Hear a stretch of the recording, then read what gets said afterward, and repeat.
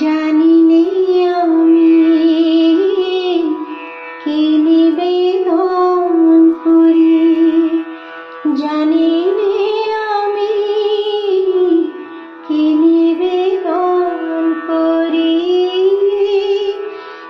তোমার শ্রী চরণে যা কিছু আছে সবই তোমার, যা কিছু আছে সবই তোমার। জানি নেই আমি কি নিবেদন করি, তোমার শ্রী চরণে যা কিছু আছে সবই তোমার,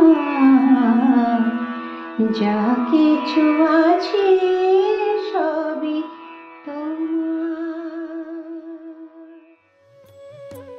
শ্রী গুরু ভাগবত দ্বিতীয় খণ্ড, মূল রচনা ডক্টর চন্দ্রভানু শতপথী, পর্ব 134।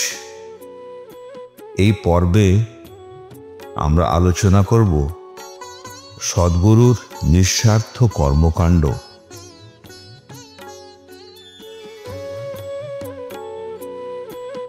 বিশ্বের সদ্গুরুর প্রতি এবং যারা প্রকৃত অর্থে জ্ঞান প্রদানে সহায়ক ভূমিকা পালন করেছেন তাহাদের সবাইকে আমাদের প্রণাম জানাই।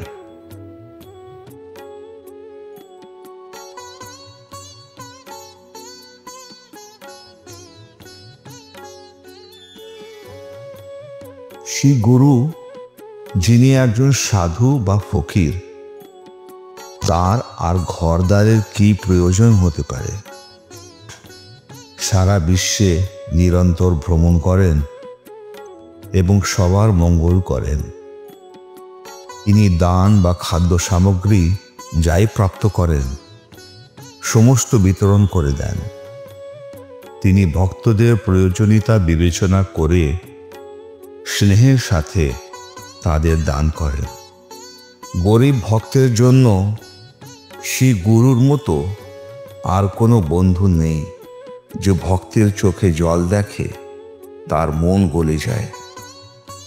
ধর্ম, বর্ণ, বংশ, স্থান, দরিদ্র, ধনী, অসুস্থ, রাজা, তপস্বী বা পতিত ব্যক্তি বিবেচনা ছাড়াই প্রত্যেকে শ্রী গুরুর সুরক্ষা পায়। কভু সে অগোছালো কেশ নিয়ে যোগী বা বিশিষ্ট সাধুর মতন, তো কভু সে পাগলের মতন রূপ ধরে ভিক্ষুক হয়ে ঘুরে বেড়ান।